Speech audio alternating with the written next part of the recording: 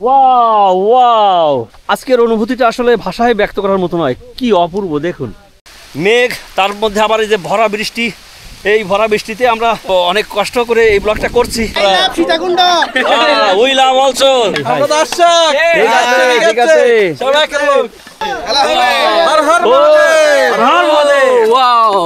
এই পাহাড়ের সব থেকে ভয়ঙ্কর সিঁড়ি হলো এইটা, যেটা আমরা এখন পার হচ্ছি। প্রিয় বন্ধুরা, আমরা ইতোমধ্যে এই চট্টগ্রামে এসে নাপিতাছড়া এবং খোয়াছড়া ঝর্ণাটাকে বেশ উপভোগ করেছি এবং আজকে আমরা সীতাকুণ্ডু ভ্রমণে বেরিয়েছি এবং সীতাকুণ্ডুর একেবারে চন্দ্রনাথের শীর্ষে ওঠার চেষ্টা করব।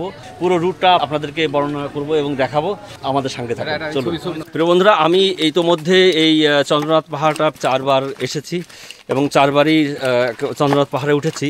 আর এবার উঠছি একটা আলাদা ধরনের একটা মজা আছে, সেটা হলো এবার বৃষ্টিতে এসেছি এবং অলরেডি চন্দ্রনাথের আমরা যে ছবি দেখানোর চেষ্টা করলাম সীতাকুণ্ডুর, সেখানে কিন্তু চন্দ্রনাথ পাহাড় দেখা যাচ্ছে না।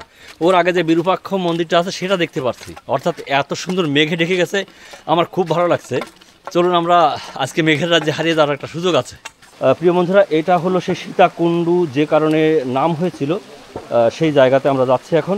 মূলত হিন্দু মিথ অনুযায়ী রাম যখন বনবাসে যান 14 বছরের যে অজ্ঞাতবাসের 1 বছর অজ্ঞাতবাস ছিল, সেই অজ্ঞাতবাসে ওনারা সারা পৃথিবীর বিভিন্ন জায়গায় ঘুরিয়ে বেরিয়েছিলেন। তখন এইখানে এসে তারা অবস্থান করেছিলেন কিছুদিনের জন্য এবং মাতা সীতা এই সীতাকুণ্ডুর যে পাহাড়টা, এই পাহাড়ের নিচেই যেখানে স্নান করতেন সেই কুণ্ডু, মূলত সেই স্নানাগার, সেই থেকে এটার নাম কিন্তু সীতাকুণ্ড। এই যে দেখছেন শ্রী শ্রী সীতা মন্দির, এইটাই সেই মন্দির। ওই যে ঝর্ণাধারাটা এখান থেকে পড়তো, তখন ঝর্ণাধারাটা পড়লে এখানে যে কুয়ার মতো সৃষ্টি হয়েছিল, সেখানেই উনি স্নান করতেন। এবং রাম লক্ষ্মণ 2 ভাই, তাদের কুণ্ড ছিল আলাদা। এবং এটা হলো আমাদের সেই রাম লক্ষ্মণ কুণ্ড। বিভিন্ন মানুষ এখানে আসেন এবং তারা তাদের মনোবাসনা কামনার জন্য বিভিন্ন স্মৃতিচিহ্ন এখানে রেখে যান। এই যে বীর হনুমানজি, মাতা সীতা এবং ভগবান রাম লক্ষ্মণকে তিনিই দেখভাল করতেন। প্রিয় বন্ধুরা, এখন যে মন্দিরটা দেখছেন, এই মন্দিরটাও এই সীতাকুণ্ড নামের সঙ্গে বা এই যে চন্দ্রনাথ ধামের সঙ্গে সংশ্লিষ্ট। বলে রাখি, সীতাকুণ্ড যেমন রাম সীতার অধ্যায়ের সঙ্গে সংশ্লিষ্ট, তেমনি মহাদেব মা দুর্গা, তাদের সঙ্গেও এটা সংশ্লিষ্ট। যখন দেবী দুর্গা দক্ষ যজ্ঞে স্বামীর অপমান সইতে না পেরে তিনি আত্মত্যাগ করেন, তখন মহাদেব তাকে কোলে করে নিয়ে সারা পৃথিবীময় তাণ্ডব চালিয়েছিলেন। সেই তাণ্ডব থামানোর জন্য ব্রহ্মা এবং বিষ্ণু সুদর্শন চক্র ছাড়ার মাধ্যমে দেবী সতীর বা দুর্গার বিভিন্ন অংশ বিভিন্ন খণ্ডে খণ্ডে ভাগ করে ফেলেন এবং 51টা খণ্ড হয়, আমরা কম বেশি সবাই জানি। সেই 51টা খণ্ডের দেবীর দক্ষিণ হস্ত, সেটা কিন্তু এই সীতাকুণ্ড পাহাড়ে পড়ে, যে কারণে এটাও কিন্তু একটা তীর্থস্থান। এই যে মা ভবানী যে মন্দিরটা দেখছেন আপনারা, এবং এটা হলো শ্রী কন্দপেশ্বর শিব মন্দির। প্রিয় বন্ধুরা, আজকের আবহাওয়াটা সেই, এবং বৃষ্টি হচ্ছে, দেখতেই ঝুম বৃষ্টি, মেঘ, সীতাকুণ্ডতে মেঘ বেঁধে আছে এবং বিরূপাক্ষ যে মন্দিরটা দেখতে পাচ্ছি, কিন্তু চন্দ্রনাথের ধাম সেই মন্দিরটা কিন্তু দেখাই যাচ্ছে না, মেঘে আটকে গেছে একেবারে। খুব মজা হবে আশা করি। চলুন, যদি বৃষ্টি না হতো তাহলে কিন্তু পাহাড়ের ভিউটা এমন সুন্দর তখন দেখা যেত। আপনারা যারা সাথে ব্যাগ নিয়ে আসবেন, তারা অবশ্যই চেষ্টা করবেন যে ব্যাগ হালকা করার। আর যদি একান্তই ভারী হয়ে থাকে, তাহলে এই সব টং যে দোকানগুলো আছে এবং সীতাকুণ্ড পাহাড়ে ওঠার মুখেই যে সর্বশেষ দোকানগুলো আছে, পারলে সেখানে রাখার চেষ্টা করবেন 20 টাকার বিনিময়ে। বড় ভাই, ব্যাগ রাখতে গেলে কত এখানে? 20 টাকা। বৃষ্টি হয়ে একেবারে উপরে উঠছিলেন একেবারে? জুতা কেট সাইডে উঠা গেছে? গুড। ও, আমি তো ভয় পাচ্ছিলাম। Thank you. কি হাঁপসে গেছেন? হ্যাঁ, একটু তো হয়েছেই, স্লিপি হয়ে গেছে। খুব সাবধানে উঠতে হবে। যারা বর্ষার সময় আসবেন, তারা ভালো হয় এরকম বাস নিয়ে আসতে পারলে। অবশ্যই আপনারা যারা যারা আসবেন, অবশ্যই বাস নিয়ে আসবেন। বাস নিয়ে আসবেন। বাস যদি খেতে না চান, তাহলে বাস নিয়ে আসবেন। এরকম পাহাড়ে ওঠার একেবারে প্রান্তবিন্দু এটা। এখান থেকে দেখুন 2 দিকে 2টো পথ গেছে, ডান পাশে একটা গেছে, বাম পাশে। আপনার চেষ্টা করবেন সবসময় বাম পাশতে ওঠা এবং নামার সময় এই ডান পাশতে নামা, ঠিক আছে? এখানে একটা ঝর্ণা আছে, ঝর্ণাটা অবশ্য ওরা আটকে রেখেছে, অর্থাৎ এখান থেকে পানি সরবরাহ করা হয় এই পাহাড়ে মন্দিরগুলোতে বা লোকালে। খুবই কঠিন ব্যাপার। হ্যাঁ, আছে। ওঠার সময় কিছু অংশ কাদা আছে, কিছু অংশ প্লাস্টারের সিঁড়ি আছে, আবার ইটের এরকম সিঁড়ি আছে। খুব সাবধানে উঠতে হবে। এবং এই যে বৃষ্টি হয়েছে, এটা খুব ভয়ানক একটা বিষয় হয়েছে, স্লিপারি একেবারে খাড়া, এখানে প্রায় 90 ডিগ্রি অ্যাঙ্গেলে কিন্তু লোগোটা লাগে। আর আমি বলবো যারা মানে পানি টানি এত কিছু হাতে আনার দরকার নেই, এরকম ছোটো ছোটো টংঘর কিছু দূর পরপরই পাবেন, সেখানে যে পানি খেয়ে নিতে পারেন, ছোটোখাটো স্ন্যাক্স খাবারও আছে, সেগুলো খেয়ে নিতে পারেন। অযথা বয়ে নিয়ে যাওয়া আমার মনে হয় সমীচীন হবে না। দেখুন কি অপূর্ব দৃশ্য আজকে। আমরা মাঝপথেই আছি, এখনও মেঘে ভরে আছে, বৃষ্টি হচ্ছে, এই বৃষ্টিতে ব্লগ করছি, আপনাদের জন্য কষ্ট করে ব্লগ করছি। ভালো লাগলে একটা কমেন্ট করে জানাবেন বন্ধুরা। ওই যে দেখা যায় চন্দ্রনাথ পাহাড়, এবং চন্দ্রনাথ পাহাড় কিন্তু মেঘে ঢেকে গেছে, ওই যে মেঘ দৌড়াচ্ছে দেখুন, কে একটা দারুণ অনুভূতি। আর আগে মেঘের মধ্যে গেছেন কখনো? না, এই যে ফার্স্ট। হ্যাঁ, কেমন লাগছে? অসাধারণ, আলহামদুলিল্লাহ। হ্যাঁ, আমি অবশ্য গেছি আগে মেঘের মধ্যে, তবে সীতাকুণ্ড জায়গায় কখনো মেঘ পাইনি, এই প্রথম মেঘ পেয়েছি। এই যে দেখুন আমার পিছনে সাদা সাদা মেঘ, এই যে দৌড়াচ্ছে, মেঘ দৌড়াচ্ছে। পাহাড় যে চন্দ্রনাথ ধাম, তার আগের যে মন্দিরটা, এটা শ্রী শ্রী বিরূপাক্ষ মন্দির। এবং মেঘের সঙ্গে হালকা বৃষ্টিও আছে, মেঘগুলো কিভাবে দৌড়াচ্ছে দেখুন। Wow wow, excellent. মেঘ দৌড়ানো এত কাছ থেকে দেখা যারা দেখিনি তাদের জন্য কিন্তু এটা দারুণ ব্যাপার। হাই হাই মেঘ, দাঁড়াও দাঁড়াও, আমরা আসছি। মেঘের খেলা দেখুন, ওখানে এসে দুই পাহাড়ের বাধাপ্রাপ্ত হয়ে ওরা এদিক ওদিক ছুটে বেড়াচ্ছে মেঘগুলা। আজকের অনুভূতিটা আসলে ভাষায় ব্যক্ত করার মতো নয়, কি অপূর্ব দেখুন। ওয়াও। এবং পুরো পাহাড়টা চন্দ্রনাথ পাহাড়, এই যে চন্দ্রনাথ পাহাড়, আমরা এখানে যাব, এখনও আধা ঘন্টার জার্নি আছে আমাদের। প্রিয় বন্ধুরা, একেবারেই মেঘ, তার মধ্যে আবার এই যে ভরা বৃষ্টি, এই ভরা বৃষ্টিতে আমরা অনেক কষ্ট করে এই ব্লগটা করছি শুধুমাত্র আপনাদেরকে দেখানোর জন্য এবং আমরা নিজেরাও আনন্দ পাওয়ার জন্য। আশা করি ভালো লাগছে। ভালো লাগলে অবশ্যই সুন্দর সুন্দর কমেন্ট করে জানাবেন, আমরা যাতে উৎসাহ পাই আপনাদেরকে এমন সুন্দর সুন্দর আরো ভিডিও উপহার দিতে পারি। আগে কখনো মেঘ আর বৃষ্টিতে কখনো ভিজি নাই, সবাইকে আসার জন্য আমন্ত্রণ। আমি কখনো এরকম মেঘের ভিতর দিয়ে জানি এক্সেলেন্ট, এক্সকিউজ ইট, বলার ভাষা নেই। পাহাড় যেমন জীববৈচিত্র্যের আধার, তেমনি কিন্তু এখানে বিভিন্ন ধরনের ফল ফলারিও আছে। তেমনই একটি গাছ, এটা খুব কম পাওয়া যায় এবং পাহাড়ি এলাকাতে বেশি হয়। বৈচি ফল বা বুজ বলে, আর আসলে লুকলুকি বলে এটাকে। এই দেখুন গাছে ধরেছে, সুস্বাদু একটি ফল কিন্তু। হ্যাঁ, হালকা টক মিষ্টি কসকস, এক্সিলেন্ট।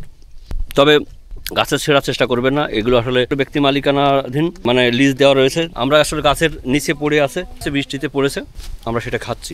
বন্ধুরা, এখন কিন্তু মেঘ সরে গেছে, বৃষ্টিও নাই। সীতাকুণ্ডুর উপরে উঠলে দেখুন, ওই যে দেখা যাচ্ছে সীতাকুণ্ড শহর, কয়েকটা মন্দিরের চূড়াও দেখা যাচ্ছে, এবং ওপারেই এই যে সাগর, ওইখান থেকে কিন্তু দৃশ্যমান বিশাল একটা পাথর, তার উপরেই পুরো ওই ধামটা। আমরা চূড়ার একেবারেই কাছাকাছি চলে আসছি, আর একটুখানি নতুন গেট বানাচ্ছে। আমরা উঠে গেছি, এই যে সেই চূড়া, সেই চন্দ্রনাথ ধাম সামনেই দেখছেন। প্রিয় বন্ধুরা, আমরা অবশেষে চন্দ্রনাথের চূড়ায় উঠতে পেরেছি। আমরা খুবই আনন্দিত। কেমন লাগছে সবার? আমরা কিন্তু আজকে সকালবেলায় খুব খারাপ অবস্থার মধ্যে ছিলাম, বৃষ্টি এবং কাদা হয়ে গেছিল, এবং পরবর্তীতে যখন আমরা মেঘ দেখলাম এবং মেঘের মধ্যে যখন হাঁটতে শুরু করলাম আমরা, এবং সেটা খুব এনজয়েবল ছিল। আবার এখন চূড়ায় এসে পৌঁছেছি যখন, তখন একেবারেই ঝলমলে রোদ্দুর, খুবই নির্মল পরিবেশ এবং চারিদিকে সবুজ, আর উপরে দেখুন মেঘের খেলা। হ্যাঁ, উপরে সাদা মেঘের খেলা চলছে, এখন আর কিন্তু নিচেই মেঘ নাই। তো চলুন আমরা মন্দিরটা, এই যে দেখা যাচ্ছে চন্দ্রনাথ ধাম, বাবা চন্দ্রনাথের কাছে বহু মানুষ আসেন, তারা মানত করেন। চন্দ্রনাথের চূড়া থেকে প্রকৃতির দৃশ্য কিন্তু খুবই মনোরম। দেখুন চারিদিকে সবুজ, উঁচু নিচু পাহাড়। কোথা থেকে আসছো তোমরা? কুমিল্লা ক্যান্টনমেন্ট থেকে। ও, আগে এসেছো কখনো? ভালো লাগলো? আমরা কিন্তু পুরো ধারা মানুষ চলে আসছি, কিন্তু ওরা একেবারে we love also. Thank you. ঠিক আছে।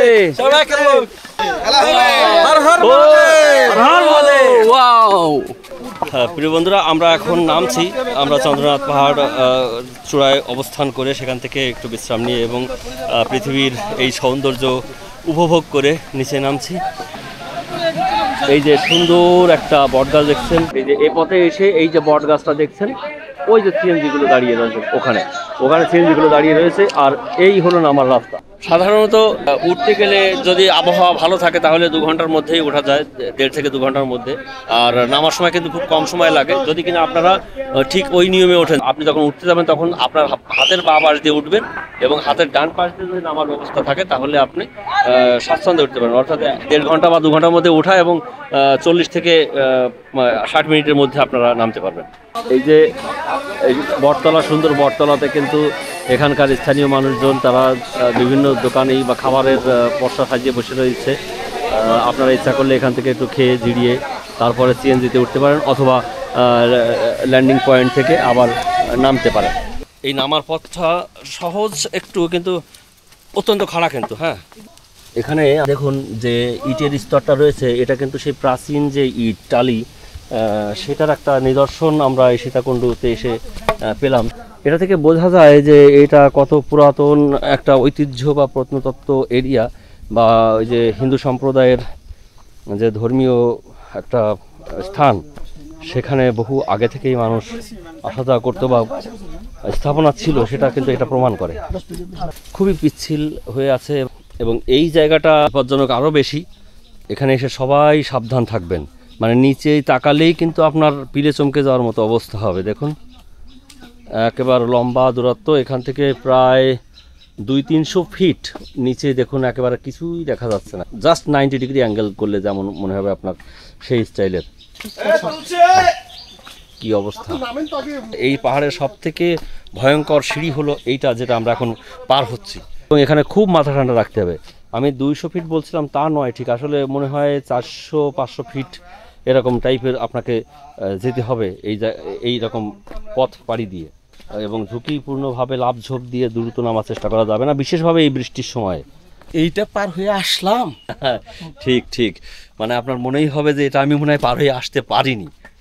এবং একবার ওঠার পরে ফিরে নামার যেমন ইচ্ছা হচ্ছে না, এবং নামার পরে ফিরে ওঠার ইচ্ছা মনের মধ্যেও আর জাগবে না যে আরেকবার উঠি। সিঁড়িটা দেখে খানিকটা মনে হচ্ছে যেন, দেখুন যে চীনের প্রাচীর স্টাইলের একটা সিঁড়ি, এবং এটা কিন্তু সেই পুরানো দিনের এই সিঁড়িটা, এবং দেখলে কিন্তু বোঝাই যায়। এই দেখুন সেই চিকন চিকন যে টালিশ যে ইট এবং চুন সুরকির কাজ, এবং এই যে দুই পাশে পাঁচিল, এটাও সিঁড়িটা চুন সুরকির কাজ। এই যে পাহাড়ে আমরা কিন্তু এই ফলগুলো দেখেছি, গাছগুলো বই পুস্তকের ভাষা যাই থাকুক, এনাদের ভাষা স্থানীয়ভাবে এনাকে বলা হয়, কি বলেছেন পাহাড়ে? মনগুটা। আর এটাকে কি বললেন? পেলাগোটা বা মনগুটা, এইভাবে বলে, তাই তো? আমাদের দিকে বুজ বলে, বৈশি বলে, লুকলুকি বলে। এখানে সিনারিটা কিন্তু খুব চমৎকার হয়েছে। দেখুন এই যে পুরো আস্ত পাথর পাহাড়, এবং তার গায়ে শিকড় বাকড় এসে এবং গুহার মতো একটা পরিবেশ তৈরি হয়েছে। হ্যাঁ প্রিয় বন্ধুরা, আমরা অবশেষে আমাদের সেই চন্দ্রনাথ পাহাড়ের স্টার্টিং পয়েন্টে চলে এসেছি। আমরা এই যে এখান থেকে বামে উঠে গেছিলাম, এবং আমরা এই ডান পাশ দিয়ে এই পথে নেমে আসলাম। প্রিয় বন্ধুরা, আমরা শেষ করলাম আমাদের সীতাকুণ্ডু এই চন্দ্রনাথ পাহাড় অভিযান। খুবই চমৎকার একটা অভিজ্ঞতা ছিল। সকালে যখন শুরু করেছিলাম তখন ভরা বর্ষা এবং মেঘের মধ্যে দিয়ে আমরা চলেছি, সেটা একটা দারুণ অভিজ্ঞতা হয়েছিল। আমাদের অনেকেরই আগে মেঘের মধ্যে যাওয়া হয়নি। এই যে পিছনে দেখছেন পাহাড়টা সম্পূর্ণ দেখা যাচ্ছে, আমরা সকালবেলা এটা কিন্তু সম্পূর্ণ পাহাড় দেখতে পারিনি, অর্থাৎ মেঘে আটকে ছিল। যাই হোক, আমি বলবো যে যারা একদিনে ট্যুর করতে চান তাহলে ঢাকা থেকে যে কোনোভাবে, অর্থাৎ বাস অথবা ট্রেন, 2 পদ্ধতিতে আপনারা সীতাকুণ্ডু এসে নামতে পারবেন, এবং সীতাকুণ্ডু বাজারে নেমে সেখান থেকে সিএনজি আছে বা ওই যে অটোরিকশাগুলো আছে, পার হেড 20 টাকা করে আপনারা এই পাহাড়ে চলে আসতে পারেন। এবং এই পাহাড়টা এক্সপ্লোর করে সাথে আপনারা চাইতে পারেন যে সীতাকুণ্ডুর পাশেই রয়েছে সহস্রধারা এবং সূত্রধারা ঝর্ণা দুটো। এই বর্ষাতে সেগুলো জেগে থাকে এবং ভালো হয়। আমাদের ইচ্ছা ছিল, কিন্তু আমাদের সময় স্বল্পতার কারণে আমরা পারিনি। আপনারা যারা আসবেন অবশ্যই এই 3টা কভার করার চেষ্টা করবেন। ও হ্যাঁ, বলতে ভুলে গেছি, আমরা উপরে যে একটা জিনিস খেয়াল করলাম যে এখানে ময়লা ফেলার কোনো ব্যবস্থা নেই, অর্থাৎ পাহাড় বা আমাদের একটা পবিত্র ধর্মীয় স্থানও বটে এটা, সেই জায়গাটা ডাস্টবিন না থাকাতে নষ্ট হচ্ছে। এই কারণে মন্দির কর্তৃপক্ষ বা এই পাহাড় চন্দ্রনাথ পাহাড় কর্তৃপক্ষ তাদের দৃষ্টি আকর্ষণ করি, তারা যেন অবিলম্বে সেখানে কিছু ডাস্টবিনের ব্যবস্থা করে, নাহলে পাহাড়টা অতিশয় নোংরা হয়ে যাচ্ছে দিনকে দিন। তো ভালো থাকুন, সুস্থ থাকুন, আশা করি অন্য কোথাও অন্য কোনো সুন্দর জায়গায় আপনাদের সঙ্গে দেখা হবে। Bye bye.